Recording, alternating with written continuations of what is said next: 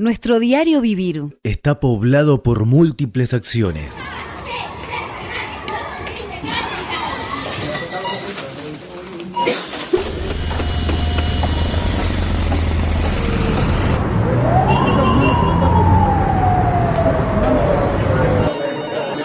Ninguna es natural. Todas contienen una explicación. En escenas de la vida cotidiana buceamos los porqués. Destejemos la trama de la construcción social. Escenas de la vida cotidiana. Nuestro espacio colectivo, en la casa común.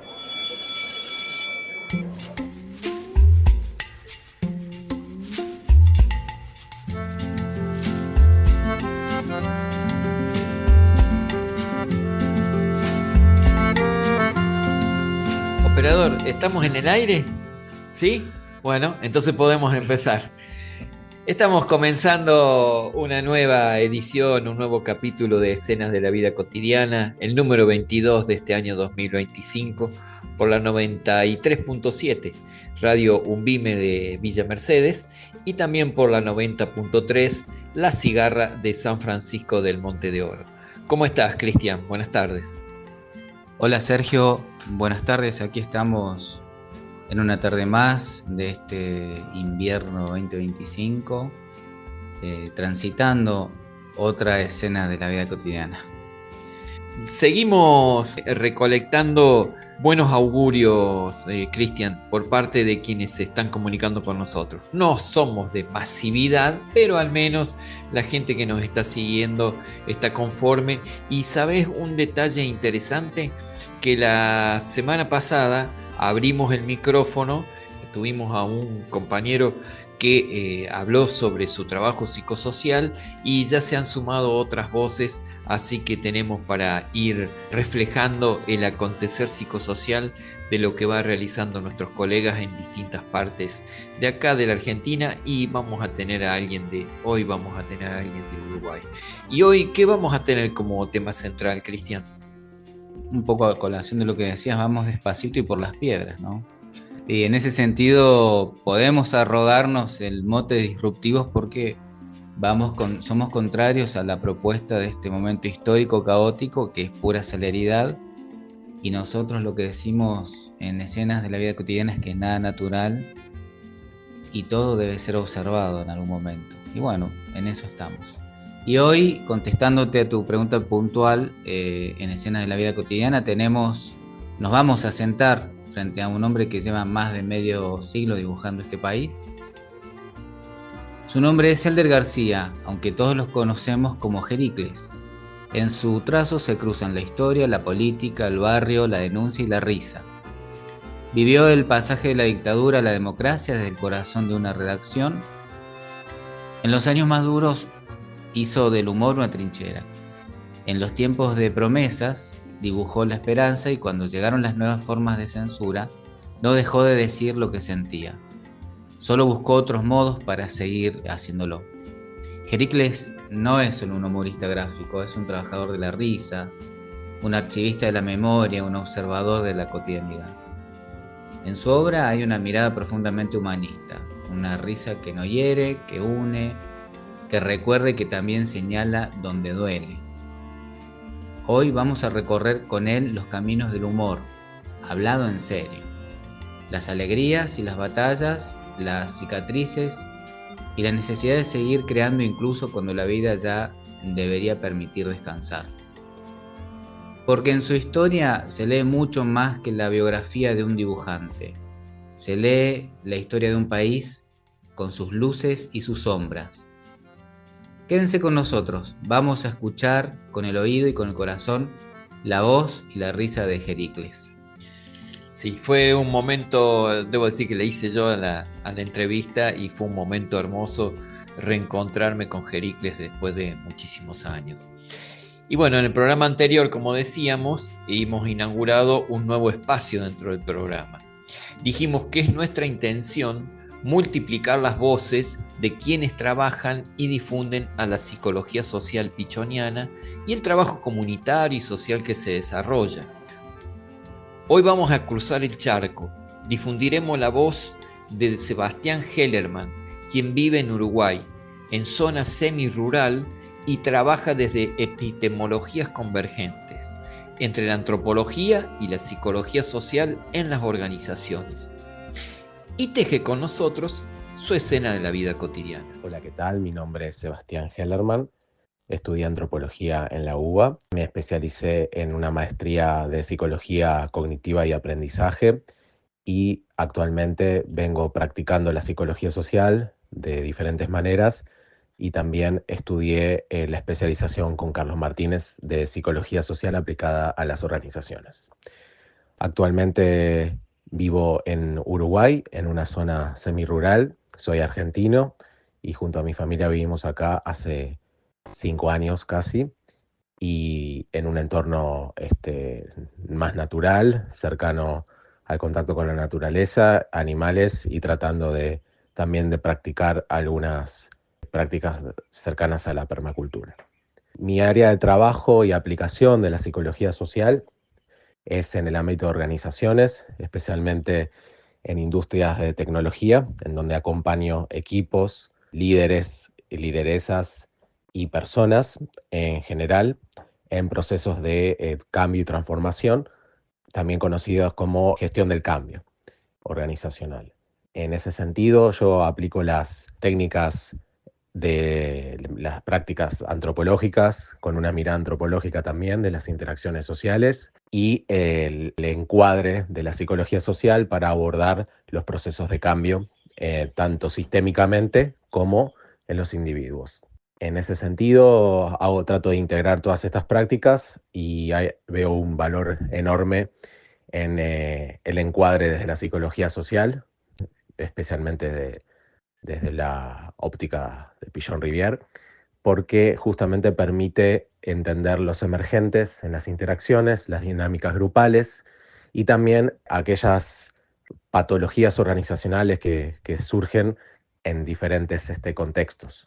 Y de esa manera me permite hacer diagnósticos y con esos diagnósticos poder incluso abordar de una manera más tanto conceptualmente como práctica el acompañamiento que hago a equipos, personas y líderes y lideresas. También en ese sentido creo que es importante tener muchas herramientas porque en un mundo tan complejo como el que vivimos, atravesado por la tecnología, especialmente con la irrupción de la inteligencia artificial y cómo se va dando los cambios en general y el contexto geopolítico de diferentes momentos, es importante tener muchas herramientas para poder articular y tener un encuadre que permita pivotear de alguna manera en lo que se necesite para acompañar estos procesos. En relación a cómo veo el campo general de la psicología social, me parece que hay muchas oportunidades y que hay mucho por hacer para que sea más reconocida, especialmente en los ámbitos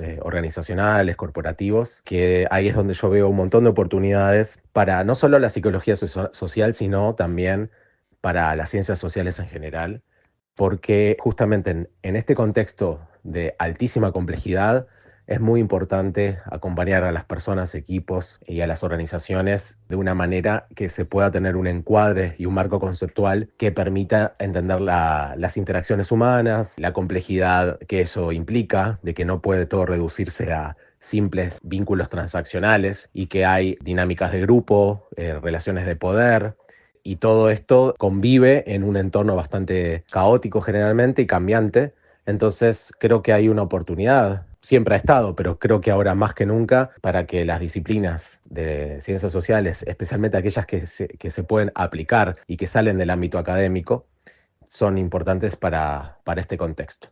Así que veo ahí un campo muy rico para seguir explorando e invito a todas las personas a que se animen, si no lo están haciendo, y que puedan aportar un valor enorme al acompañar a organizaciones en estos procesos de cambio. Un saludo grande y que estén bien. Escenas de la vida cotidiana, nuestro espacio colectivo, en la casa común. Estuvimos escuchando a Sebastián Hellerman, argentino radicado en Uruguay.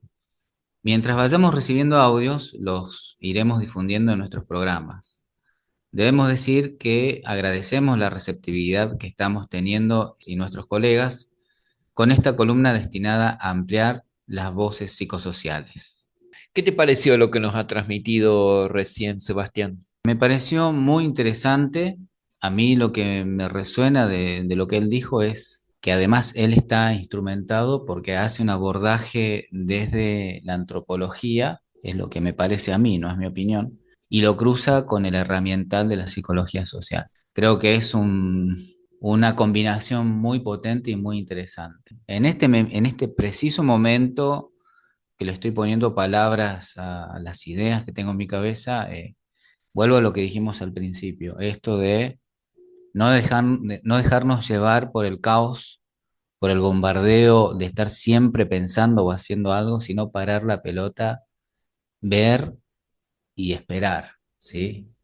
O como decía alguien por ahí, desencillar hasta que aclare. Claro, claro. Vos sabés que yo valoro mucho el tema de esto del trabajo de las epistemologías convergentes, en este caso antropología y psicología social. Yo vengo trabajando desde la filosofía de la liberación, sobre todo de Enrique Dussel, y en la psicología social. Hay muchas similitudes sobre la base de distintos abordajes. Y bueno, ahora vamos a escuchar un tema musical y como decimos, lo venimos haciendo al finalizar del primer bloque, difundimos composiciones de nuestros hermanos originarios. Hoy vamos a recurrir a una conocida difusora de la música originaria mapuche, Karina Carriqueó. Nos acompaña con el tema Tufachi Maún. Está cantado en mapudungún y por eso, previo a escuchar, les comparto la letra o parte de ella. Dice así: ruego fuerza para mi corazón, está lloviendo mucho hoy. Voy al lugar del fuego, con mi canto sagrado pido por mí, pido a este fuego la fuerza para mis hermanas. Con mi canto sagrado pido por mí en el lugar del fuego sagrado. Después hay unas voces de distintas hermanas mapuche que dice, una dice, ahora soy espíritu Padre Sol, otra dice, me convierto en espíritu amiga Luna, otra se va al cielo nuestro pensamiento y otra concluye con vamos al cielo. Y después el tema musical continúa. Después de la lluvia será el día de sol. Pido en este fuego fuerza para nuestros hijos. Con mi canto sagrado pido por mí. En el lugar del fuego sagrado tiene la fuerza de los volcanes. Ruego fuerza para mi corazón. Está lloviendo mucho hoy. Y el tema musical, al concluir, tiene un escrito que dice: siempre que hubo fuego, habrá hermandad. Siempre que esté la luna, habrá consuelo. Y está armado a la memoria de los sobrevivientes del Malón Blanco. El video fue grabado y filmado con las comunidades mapuche de los toldos. Así que bueno, los invitamos a disfrutar de esta página musical.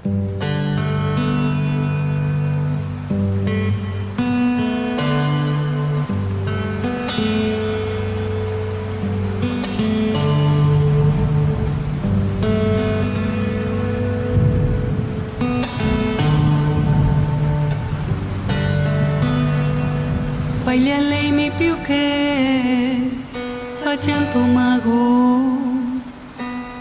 Bailale mi piuque, achanto mago en curralwe. Kui mi kolen tanyetai, currangeliam peun, kapulangen. Kui mi kolen tanyetai.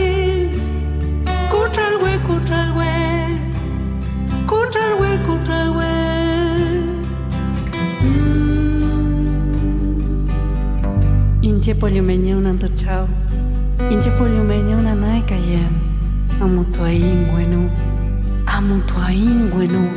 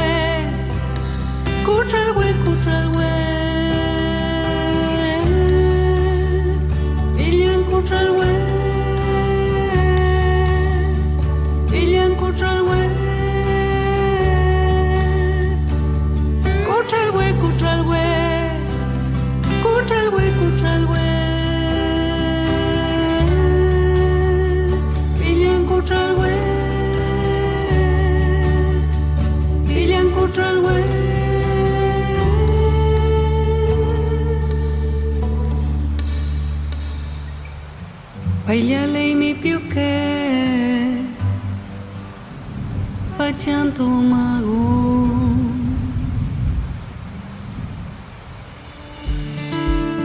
Empezamos a transitar nuestra escena de la vida cotidiana de hoy. Entrevista.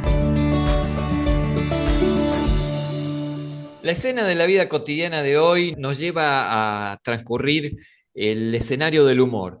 Humor, pero hablado en serio. Está conmigo nada más ni nada menos que Elder García, más conocido como Jericles, carlotense él, del sur de la provincia de Córdoba. Transcurrimos muchos años trabajando juntos en el diario Puntal y después yo me fui, pero él quedó como, no sé cuánto, 30 años tal vez. Como un mueble del diario quedé yo. Pero vos estuviste desde el principio en el diario, ¿no es cierto? Sí, sí, sí, sí, sí, sí, sí, desde el número 0. Bueno, Geri, te saludo. Muchísimas gracias por compartir esta escena en la vida cotidiana. No, un gusto, Sergio, compartir esto. ¿Cuántos años estuviste en Puntal vos? Y fue desde el año 80 hasta que me jubilé en el 2019. Uh-huh. ¿Y eso Eh, te modeló algo en tu modo de hacer humor? ¿Te influyó en algo? sí, por supuesto, sí, sí, sí, sí, sí. La gimnasia de hacer 4 o 5 chistes diarios, de trabajar sobre el cierre, eso fue una cosa que me marcó, pero muchísimo en mi profesión. Sí, trabajar y eso y trabajar con la realidad, con el día a día de las noticias, fue prácticamente lo aprendí ahí en Puntal, ¿no? Desde el comienzo. Claro. Y fue trabajar contra el tiempo. Trabajar contra el tiempo, sí, sí, yo aprendí eso y ahora ya me agilicé tanto que si me dicen en 10 minutos entregar un trabajo, lo entrego, ¿no? Sí, sí, sí. Hasta principios de los años 90 era todo manual, todo el proceso era manual, digamos, casi podríamos decir artesanal, ¿no es cierto? Así Inclu- que bueno, en esas cosas uno fue aprendiendo muchísimo, ¿no? Y también en una linda época por el tema de los compañeros, eso fue siempre lindo, ¿no? Yo no estaba acostumbrado a eso, a trabajar en aquella época eran 50, 60 compañeros de trabajo, para mí eso era maravilloso. Sí, además hicimos el traspaso entre la dictadura militar y la democracia que fue muy fuerte desde la emocionalidad trabajar en un medio de comunicación. Claro, sí, sí, sí, para mí eso también me marcó muchísimo esa época, prácticamente desde el primer año, que desde el 81, porque fue en agosto del 80, ya en el 81 ya empecé a dibujar editoriales, me acuerdo en esa época de Daniel Plachi, Claro. eh, Maurinho. que después eran, y que eran después enviadas esos dibujos y algunos no, eran trabajaban, digamos, al mismo tiempo con Puntal y con la revista Humor. Claro. Así que eso fue una gimnasia en el dibujo, pero además en mi formación ideológica, ¿no es cierto? Totalmente. Bueno, la revista Humor fue la que marcó una época muy fuerte porque las grandes denuncias de los desaparecidos aparecieron a través de Enrique Vázquez, de el perro Berbisky, de Mona Moncalvillo, ¿te Bueno, acuerdas? Y los bueno, reportajes de Mona Moncalvillo, claro, ahí arrancó prácticamente la revista Humor. En realidad, la revista Humor, cuando aparece en el 79, era una revista donde había una crítica, pero era más al ministro de Economía, se reía, pero también tenía un humor que no tenía nada que ver. Pero fue como abriendo compuertas en la dictadura, cuando vio que pasaba algo y iba siempre como corriendo el límite. Y hasta que en el 81 entran a trabajar Mona Moncalvillo con sus reportajes generalmente a todos exiliados, Mercedes Sosa, Yupanqui, un montón de políticos también. Fueron muy fuertes esos reportajes. Y las denuncias de Enrique Vázquez sobre, digamos, la podredumbre militar, eso le dio un giro a la revista totalmente, ¿no? Se transformó en una trinchera de resistencia. en tu recorrido a través del tiempo, creo que vos ya andás por los 70 años y con una gran experiencia. ¿Cuál fue la época más difícil o que hubo que tener más cuidado a la hora de pensar humor y de plasmarlo en un dibujo? va como por partes, digamos, ¿no es cierto? Yo creo que en esa época de la dictadura yo hacía humor sin inconvenientes, pero también había un toque de inconsciencia, ¿no? Porque uno hacía y veía que alrededor le pasaban cosas. Bueno, lo mismo le pasaba a los humoristas de Buenos Aires, solo que ellos estaban un poquito más en el ojo de la tormenta. Pero sí, a los humoristas siempre le cabían denuncias, aprietes, a Casioli, a algunos dibujantes, bueno, a Vázquez y Mona Mongalvillo, ni hablar, ¿no es cierto? Amenaza de un secuestro de un número de revistas. Para mí particularmente me resultó más, no complicado, para hacer yo seguía haciendo lo mismo, pero a partir de la llegada de Macri al poder, hasta estos días fue mucho más difícil hacer humor porque las redes se apropiaron un poco del espacio y uno empezó a sentir, no censura, pero sí agravios y un montón de cosas así tremendo, ¿no es cierto? Y los medios también empezaron como a rebotar chistes, como cosa que no pasaba en época de dictadura, ni en Puntal, ni en Revista Humor. Yo después empecé a dibujar en La Voz del Interior, y tampoco yo hice editorial durante 10 años, pero desde la llegada de Macri empezaron como a cambiarle las reglas del juego y me sacaron del editorial y empezaron como a rechazar cosas, ¿no es cierto? ¿Vos hacías las veces del Ortiz de los años 80 ahí en La Voz del Interior? Claro, claro, ese espacio lo tuvo primero Cognini hasta que murió, después lo tuvo Ortiz hasta que murió, y después lo agarré yo y hasta que me cambiaron, por suerte me cambiaron. Por suerte te No fue- cambiaron. Fue distinto el final tuyo. Me sacaron a tiempo de ahí, sí, sí. Pero también es parte de la censura, ¿no? Sí, sí, sí, sí, no, por cierto, sí. Y Yo creo que me pasó un hecho muy curioso porque en Puntal no hubo aprietes, pero bueno, también había una especie de sugerencias, por ahí querían, pero no pasó a mayores hasta que 3 días antes de jubilarme sí me dijeron, mira, no vas a poder hacer más humor político, sin saber que 2 días después me jubilaba, se podría haber ahorrado el momento ese. Y así que bueno, le dije que no había problema porque dejaba de pertenecer al diario. Es terrible, pero bueno, y son bueno, y épocas. llevándolo a los tiempos nuevos, ¿es difícil pensar y hacer humor en estas épocas de crueldad como la actual? No, no es difícil, pero sí, lo que pasa es que por ahí se complica en el sentido que el humor sale, pero a veces uno tiene que pensar que uno es un humorista y lo que sale por ahí no es demasiado, es más agresivo y menos humor. Entonces por ahí uno tiene que bajar un cambio y tratar de hacer un humor digamos, por ahí ir mezclando, ¿no es cierto? Pero si uno se deja llevar, es como demasiado, sale algo demasiado agresivo, ¿no? Con las cosas que pasan, es como que están, incluso es más, como que están provocando que Claro, uno reaccione así. tal cual, tal cual. Bueno, si está de moda revolver la basura ahora, imagínate vos, No, no, no. Sí, ¿Qué no, el humor, tema. qué te despierta de hacer humor cuando te dice un periodista de medio hegemónico? Ahora la costumbre es revolver la basura y por eso los van a multar con 900.000 pesos aquellos que van a hurgar la basura. Es Casi difícil que, que salga algo risueño de todo claro, eso, ¿no? por empezar que primero lo primero que te genera es bronca. Y después uno piensa que es un chiste en sí mismo, que ya no, ¿cómo podés superarlo con un dibujo? Sí, ya está todo dicho en lo que dicen los tipos, ¿no? Sabiendo cómo reacciona ese tipo de periodismo. ¿Y cómo van cambiando las necesidades de la sociedad respecto del humor a través del tiempo? No hace falta, digamos, que hagas un tratado, pero vos, ¿qué observabas antes? ¿Qué observás ahora? ¿Alguna pista diste acerca de la agresividad? ¿Ahora esa agresividad está instalada socialmente o la sociedad va por un camino y lo que tiene que ver con el poder hegemónico del Estado va por otro? No, yo creo que tiene que ver el tema de las redes, ¿no es cierto?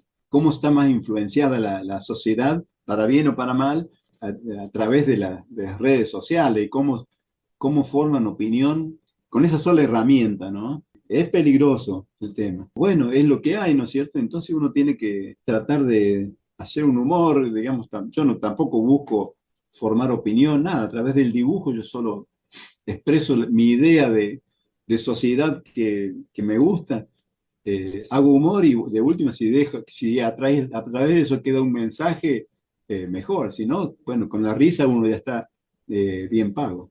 ¿Y a vos qué te inspira mejor para hacer el humor? Los hechos políticos, las declaraciones, las cosas comunes de la vida, que me acuerdo que por ahí venías caminando o llegabas en bicicleta al diario y decías, vi una cosa y se me ocurrió un chiste, es un mix de todas estas cosas.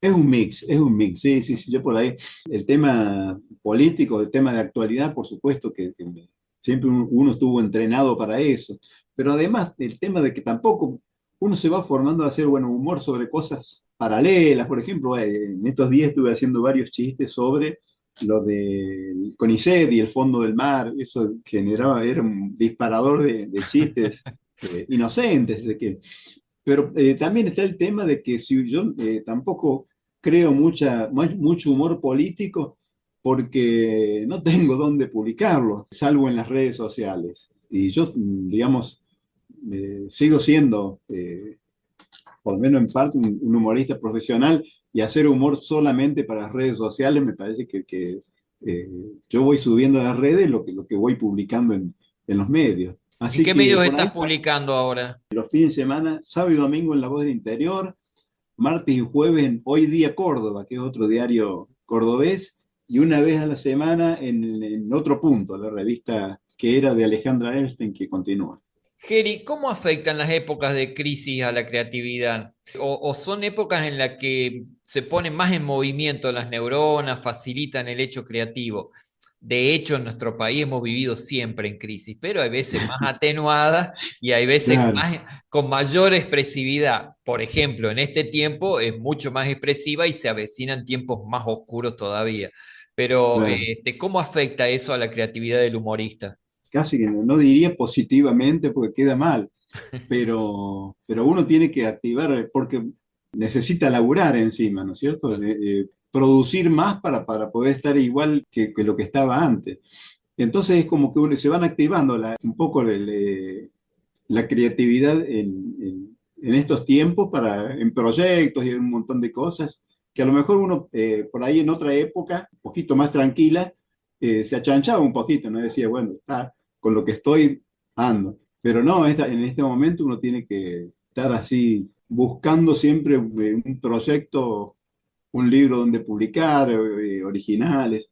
Y en realidad te diría que esto le está pasando a todos los humoristas, Ujú. salvo tres o cuatro, digamos, estrellas, pero el resto de los humoristas que incluso publicaron en la revista Humor y en otros medios, están así, se tienen que rebuscar dando talleres, haciendo una especie de show o cosas así, porque aún los que siguen publicando en diarios de papel, que ya son cada vez menos, hay una especie de desvalorización de la parte patronal hacia humoristas consagrados en pagarle miseria por su trabajo. En estos días vos hiciste humor, voy a algo puntual. Vos hiciste humor sobre cosas imposibles para ser un santo, le pusiste como título. Y entre ellas dijiste que los futbolistas de élite hagan un partido a beneficio de Gaza o de los jubilados. Entonces implica que hay un despegue de lo social. ¿Dónde lo ves que se genera ese despegue social de los jugadores de fútbol de la élite? ¿En las grandes diferencias económicas que los amparan? ¿Viven realidades paralelas despegados del pueblo? ¿Y por qué nos molestan tanto a quienes tenemos un mínimo de sensibilidad social que no haya una mínima declaración de los jugadores sobre la realidad que estamos transitando? Los futbolistas viven, sí, yo creo que desde el arranque viven en una realidad paralela, con todo el tema del roce con el jet set y todo eso, y una vida donde les pagan a muchos de ellos millones de dólares, ¿no es cierto? Uno por ahí es entendible, pero a uno le hace ruido porque podría ser, yo creo que los hinchas, los fanáticos, los seguidores, los fans un Messi, o Martínez, cualquiera de esos jugadores de la selección, yo creo que sería fantástico, ¿no es cierto?, que ellos hicieran un análisis, pero no sé si uno se le puede pedir eso, qué sé yo, a mí me hace ruido, sería muy bueno como formación, digamos, de bajada de línea, pero es lo que uno quisiera, creo que no está en la idea de la mayoría de ellos hacer algo así. Y por otro lado, yo creo que convengamos que el público tampoco le está pidiendo eso. Es difícil, ¿no?, poder decir qué es lo que tienen que hacer ellos. A lo mejor por ahí uno dice y Messi está poniendo plata para una fundación. La Lo verdad están que no. haciendo, lo están Sí, haciendo. Lo que pasa es que posiblemente. una cosa es cuando vos lo haces sotoboche y otra cosa es cuando vos pones el cuerpo y decís, a mí me parece que esto no está bien en nuestro país y debiera modificarse, Claro, ¿no? claro. Y uno espera eso. Sí, pero no. ¿Cómo, cómo poner un acolchado en la silla para esperar sentado? Me parece que no está en el espíritu de ellos. Yo creo que con hacer ese tipo de cosas para fundaciones, yo creo que se dan por bien pago. Geri, además de las publicaciones en los diarios, en diferentes medios, vos has escrito distintos libros también. Sí, ya llevo editados con uno que voy a presentar sobre la nueva era, nuevos tiempos, el viernes que viene. Va a ser el libro número 28 que tengo. ¿28 libros? 28 libros, sí, sí, sí. Ah, eso marca todo un récord dentro de lo que es el humorismo. Sí, no sé, la verdad sí habrá, pero sí, en estos últimos años había casi una necesidad de volcar los dibujos que uno iba publicando en libros, porque lo otro, el diario pasa, el papel pasa, digamos, las redes también, es como que no queda, ¿no es cierto? Entonces lo que queda es volcarlo en formato de libro. Ujú. Sí, 28 libros, de todo tipo, ¿no es cierto? Hay humor general, hay humor más político. Desde el año pasado presenté uno sobre la Carlota, Tu eh, lugar de origen. mi lugar de origen. Sí, sí, sí. Ahí estuve, le entregué un ejemplar a un personaje que fue un poco el mecenas mío cuando empecé a dibujar en la Carlota, que fue hace más de 51 años ya que estoy dibujando, que es Ennio Garzón Tarte, un periodista reconocido que a los 94 años sigue en actividad. Pa. Sí, sí lo conozco, sí he trabajado con Ennio también. Un modelo ha sido en su periodismo, ¿no? Y de los libros estos que has escrito, ¿tenés alguno que decís, este es la niña bonita de mis libros? ¿O depende del tiempo, como lo fuiste escribiendo en esa cronología, van teniendo furor y después se apagan? Claro, no, por ejemplo, hay uno que es el libro El hazmerreír del pueblo, que lo Ujú, hice en el año 2022, que es ujú, con prólogo de Podetti, que es uno de los humoristas, mejores humoristas del país, que ahí puse mucho y salió muy lindo. ujú. Pero el que más me quedó fue el del año 2023 que hicimos con mi hija Magalú en caricaturas y yo en chistes, que era una especie de raconto de los 40 años de democracia. Ahí volcamos todos los hechos, digamos, trascendentales que hubo desde la llegada de la democracia hasta nuestros días. Sí, fue hasta el final de Alberto Fernández, ¿no es cierto? Con Milei habría que hacer un tomo nuevo. Y, y Magalú con sus caricaturas reflejando todos los personajes culturales que fue dando el país en todo ese tiempo, sociales, culturales, y tiene la característica de que el prólogo lo escribió Adolfo Pérez Esquivel. Ah, qué Así bien. que todo un orgullo, ¿no es cierto? Que él se haya puesto a escribir esa línea del prólogo, lo presentamos aquí en Río Cuarto y después lo presentamos en la Biblioteca Nacional en Buenos Aires. Ah, muy Así bien. que fue un libro, realmente sí, ese fue un libro superador, ¿no es cierto? Ujú. ¿Y con qué hecho te quedás a lo largo de esos 40 años de democracia? Tuviste que dibujar y haciendo un recorrido histórico bastante meduloso. ¿Con qué hecho te quedás? ¿O cuál es el que te ha Eh, marcado, digamos? aquellos primeros 2 años de la, podríamos llamarle primavera alfonsinista, fueron muy ricos para mí, de modo de ver, ¿no es cierto? Después se desvirtuó mucho con el tema de cuando cede a un montón de cosas Alfonsín. Desde el plan austral. Desde el plan astral en adelante, sí, sí, hay un montón de concesiones que hacen, que uno las critica, pero también ve que en el fondo siempre el poder estuvo en otro lado, ¿no es cierto? Como que le dijeron, bueno, perfecto, la concesión estuvo brillante, todo el tema del tratamiento, del juzgamiento a la Junta y todo eso, pero como que el poder real le dijo, bueno, hasta acá llegamos y acá empezamos otra cosa, que incluso tuvo un ministro de Economía realmente al principio, que fue Greenspan, que arremetía contra todas estas cosas, pero bueno, le torcieron el brazo con la llegada del plan austral y de ahí en adelante fueron todos padecimientos para la gente y para Alfonsín mismo, ¿no es cierto? Y sí, hubo dos bueno, aspectos fuertes, ¿no? Los carapintada por un lado y la economía por el otro. Sí, no, no tremendo. Y bueno, se rescata en el sentido de que también había una especie de democracia débil, ¿no? Con sus primeros pasos y todas esas cosas.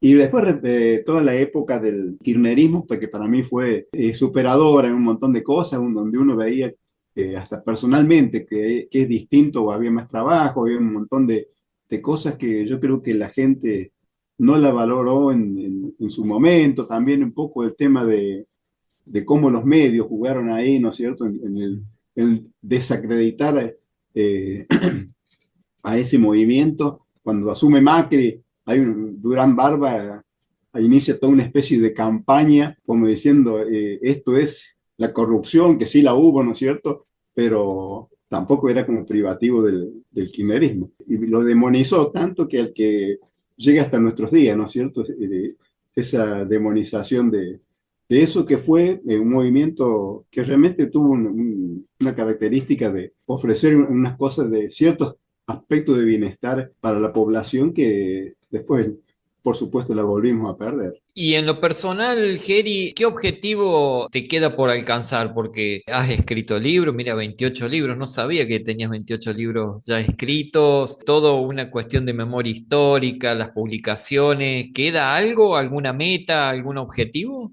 28 libros, 7 hijos, me quedaría plantar algún árbol. No te quedó tiempo para plantar árbol. Pero el tema es que, no, yo creo que está, por ahí no es objetivo, simplemente es desear que el país vuelva un poquito más a mejor distribución, una cosa muy fácil lo que pretendo, una mejor distribución de la riqueza, sea el gobierno que sea, pero bueno, eso es uno que lo que espera ya como profesión, no, yo creo que estoy hecho. Y lo que quería agregar que en cuanto a esto, volviendo un poquito al tema político, parece tan lejano porque también hay dentro del mismo movimiento hay tantas divisiones, ¿no es cierto? Yo creo que en ese sentido lo que hace la derecha es casi que te diría que ejemplar, en el sentido de cómo se abroquela. Vos ves que van a elecciones y va toda la derecha junto, no importa si la Bullrich y Milei se odian, se pegan, los tratan de asesinos entre ellos, a Macri le hacen zancadillas a cada cosa, los denigra uno a otro, pero sin embargo a la hora de la elección van todos juntos. Mientras que del lado popular las divisiones son infinitas y así no, es muy difícil que se pueda llegar a tener cierto tipo de poder. Sí, comparto. Inclusive, fíjate que en el lanzamiento de la campaña política que hay ahora en provincia de Buenos Aires, se pusieron todos los libertarios y los del PRO, el buzo violeta, a los del PRO los pusieron al borde ya se caen de la bandera, porque inclusive usaron la leyenda el nunca más de manera muy obscena, Sí. ¿no? No, es Un hecho detestable. absolutamente reprobable, pero lo que no tienen es un super yo, porque en definitiva se permiten cualquier cosa, ¿no? Sí, sí, sí, Cuando, sí. cuando a los sectores populares les exigen una moral y una ética que ellos no cumplen Que ellos absolutamente no para tienen, por nada. supuesto. Bueno, ahora en la ciudad de Buenos Aires también han hecho lo mismo, donde ya prácticamente Milei ha hecho desaparecer el partido de Macri, Mm. y sin embargo Macri no dice nada, pero los tipos son hábiles, ¿no? Hábiles en el manejo, ellos tienen más tiempo que nosotros, me parece, Sergio. Ellos Y tienen todo el tiempo del mundo. Pueden perder una elección, pueden esperar, pero saben que a la larga siempre tienen... es que además el poder internacional está con ellos, Heracles. Claro, por supuesto, Va por ahí. por Geri, te supuesto. invito a despedirte simplemente porque se nos fue el tiempo. Bárbaro, ¿no? La alegría de haber pasado un momento muy lindo con alguien tan querido como vos, con quienes compartimos muchísimas cosas. Tal vez que en San Luis me espero a través de esto ser un poquito más conocido, digamos, conocer a alguien que no ha hecho otra cosa en toda su vida que hacer humor y tratar de hacer reír. Muchísimas gracias por escribir esta página de la escena de la vida cotidiana, Geri.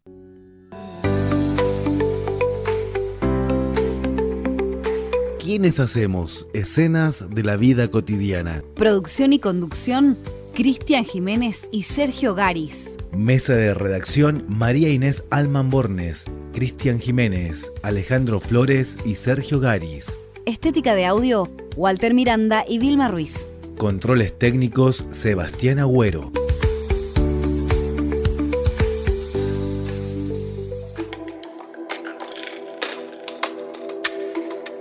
Nuestro análisis psicosocial.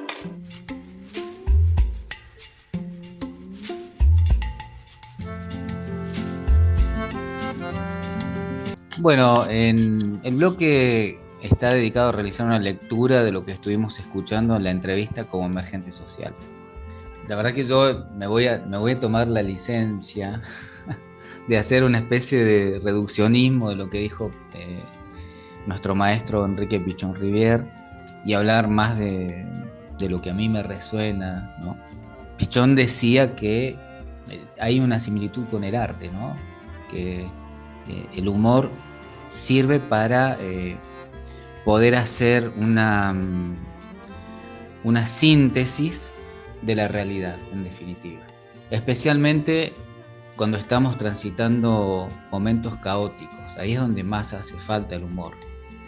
Y también recuerdo lo que a mí me decía un maestro mío. Me decía, el humor pone las cosas en su justa medida, ¿verdad? Si eran demasiado graves en cuanto a las formas, las volvía más maleables, y si eran demasiado pesadas, muy dramáticas, las alivianaba un poco, ¿no? Sin volverlas cosas fútiles o banalizadas. Y yo creo que esa es la importancia que nos aporta el humor. Creo que de eso es lo que, al menos en la letra chica, habla de Heracles, cuando él dice, bueno, él transitó la dictadura, lo censuraron. También dice que hay momentos históricos donde la censura con sus distintas formas, ¿no? En la época de la dictadura, de repente te mandaban a alguien a que te apriete, ¿sí? En la época del macrismo te decían elegantemente que ya no trabajabas más en el lugar, después de haberte insinuado que cambies tu línea editorial o lo que sea. Y luego él hace una referencia muy interesante a nuestro momento histórico actual. Primero dice algo con lo que yo coincido, que es cierto, el discurso permanente es odiador, pero además es provocador, o sea, te invita a formar parte de esa violencia. Y luego hace mención a la derecha, ¿sí? Me siento obligado a aportar en la misma línea y decir, sí, la derecha tiene esas formas rígidas y conservadoras. La derecha es muy de las formas para ellos, ¿no? En un momento de la entrevista, no recuerdo si fuiste vos o él que lo dijo, que obliga al campo popular a sostener una moral de la que ellos de ellos se jactan de no ejercerla directamente. Entonces, bueno, la derecha es como que representa un contexto rígido, ¿sí?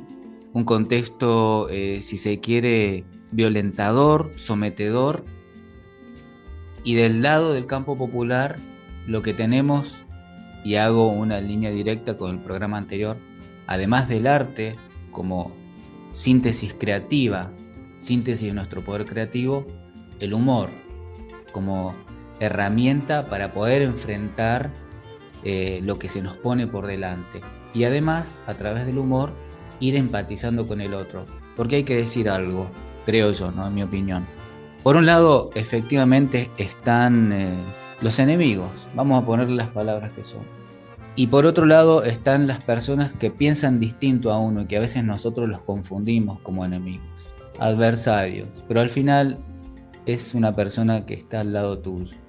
Y ahí es donde el humor te puede ayudar a mediar y a poner las cosas en su justa medida. Qué bueno esto que decís, que el humor te ayuda a mediar. O sea, es que yo voy a como dividirlo en dos a esto. En un primer aspecto, quiero resaltar y agradecer muchísimo a Jericles que haya aceptado este intercambio, este diálogo, porque lo hizo de una manera muy seria, y sé que él, como humorista gráfico y por todo lo que he compartido con él en la redacción de Puntal, él no le gusta mucho estar con todas estas cuestiones de entrevista, pero sí accedió y lo hizo de una manera muy franca, muy cálida. Jericles, dentro de la redacción de Puntal, debo destacarte, Cristian, que ha sido un ser humano excepcional. Y lo digo con todas las letras, con todas las palabras, y por eso lo elegí a él para hacer esta nota. Porque por sobre todas las cosas, él piensa desde un humanismo, y hay un hilo conductor en su carrera. Desde que lo conocía ya en el año 1981, él ya había entrado antes. Cuando yo llegué, él ya estaba en la redacción de Puntal, y cuando me fui, él quedó. Él en una parte se ríe y dice, era un mueble más dentro de Puntal, porque por tanto tiempo que permaneció. Y el humanismo de él se transmitía a toda la gente. Nos hacía reír a todos, era un ejemplo de la coherencia. Yo rescato eso, humanista y coherente, que es muy difícil encontrar hoy alguien que haya permanecido durante tantos años, durante 40 y pico años, con una línea de pensamiento en favor de los más humildes, en favor de los que menos tienen. Y fíjate que él mismo está sufriendo las consecuencias del sistema. Se ha jubilado y necesita la jubilación de él y de su esposa para poder sobrevivir y seguir produciendo, más aún ahora que como lo hacía antes, porque no alcanza para vivir. Y en estas cuestiones tenés que preguntarte, ¿cómo puede ser que una persona con el talento, semejante talento que tiene él para la creatividad, para el humor, para ayudar en la convivencia social, tenga que estar peleando por la subsistencia? Entonces, ese es como en un primer enfoque que voy a hacer. Y después, por supuesto, he escrito algo que lo quiero compartir, pero te cedo a vos la continuidad. A lo dicho, lo que quiero agregar es un poco esto de incorporar el humor a nuestra rutina, ¿sí? Formarlo una parte consciente en nuestra cotidianidad. Cosas simples, ¿no? Como ser gracioso y agradable con tus compañeros de laburo, ponerle con tus vecinos, con la gente que está al lado tuyo, en definitiva, porque el resto, ese porcentaje muy pequeño que se está enriqueciendo, definitivamente no va a comprar la verdura al mismo lugar que vas vos. Eso desde ya. Entonces, de este lado estamos los más en cantidad, y empezar a tejer esa red vincular a partir de la creatividad, a partir de la expresión artística, a partir de la comunicación y a partir del humor. Bueno, y mientras compartimos mate, yo me voy a permitir leer un poco algo que he construido. Vos sabés que de lo que decís de incorporar el humor en nuestra cotidianidad es muy valioso, y me trajiste recuerdo que yo siempre fui muy malo para contar cuentos, y en la redacción siempre nos turnábamos por ahí para contar cuentos, y cuando me tocaba contar un cuento, a mí se tiraban abajo del escritorio los vagos de lo malo que era antes de escucharlo. Así que ese es mi humor. Pero bueno, esto va dedicado a Jericles especialmente. Jeri, para vos y por supuesto para toda la audiencia. Lo he titulado Humor, Memoria y Resistencia. Jericles, el trazo que no se rinde. Hay trayectorias que son, al mismo tiempo, una biografía personal y una radiografía de país. La historia de Jericles, el del García, es una de ellas. Dibujante, humorista gráfico, hombre de trinchera, no de una trinchera de pólvora, sino de tinta y papel. Y también de silencios y metáforas, esas armas que se usan cuando hablar claro puede costar demasiado caro. Jericles vivió el pasaje de la dictadura a la democracia desde el corazón del diario, no como un espectador, sino como un protagonista, dibujando con la urgencia del cierre, la ironía de las noticias, la respiración contenida de un país que buscaba volver a nombrarse libre. En los 80, la revista Humor le ofreció un espacio donde la sátira era resistencia y la risa un pacto silencioso entre quienes sabían leer lo que no podía decirse en voz alta. Pero Humor lo decía en voz alta. Con los años, las olas políticas fueron cambiando el clima, pero el trazo siguió firme, testigo de primaveras breves y de inviernos largos. En la dictadura, la inconsciencia protegía a veces del miedo. Años después, la censura se volvió más elegante. Rebotar un chiste, cambiar las reglas, avisar 3 días antes de jubilarse que ya no se puede hacer humor político. Qué ironía, ¿no? Hoy, las redes sociales amplifican y distorsionan, convierten un trazo en trending topic o en blanco de agravios. Son nuevas formas de disciplinar, de decir sin decir, esto no.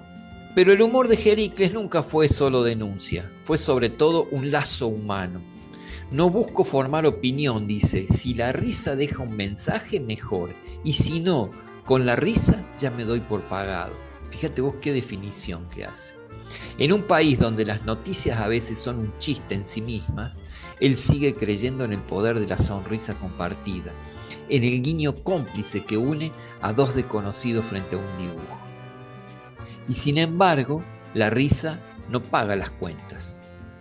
Aún jubilado, Jericles debe seguir produciendo para sostener su vida. No es un caso aislado, es el reflejo de un Estado y un mercado que desvalorizan a quienes aportan a la memoria cultural. En el fondo, esta es otra forma de censura, obligar a que la energía creativa se gaste en sobrevivir.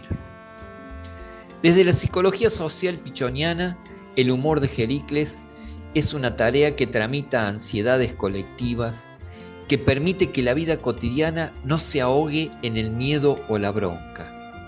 Y desde la filosofía de la liberación de Dussel, su trazo se coloca en el lado de las víctimas, denuncia, conserva la memoria, desenmascara el poder. Y en esa convergencia de teorías, Jericles aparece como lo que es, un trabajador de la risa, un activista de la esperanza, un militante del lápiz que sigue dibujando para que el pueblo se vea, se piense y aunque sea por un instante, se ríe de quien lo oprime. Muy bien tu aporte. Has hecho una síntesis metódica, prolija y superadora. Lo mío va por escrito, Cristian. ¿Qué querés que te diga? Está bien, métodos son métodos. Y de esta manera llegamos al final de nuestro programa y nos estaremos viendo otra vez. ¿A dónde, Sergio? En la 93.7 Radio Umbime, en la 90.3 Radio La Cigarra de San Francisco del Monte de Oro, cuando escribamos una nueva escena de la vida cotidiana. Hasta aquí, hoy hemos tejido y destejido el armado y la trama de la construcción social, unida y vuelta donde nada es natural. Escenas de la vida cotidiana, nuestro espacio colectivo, en la casa común.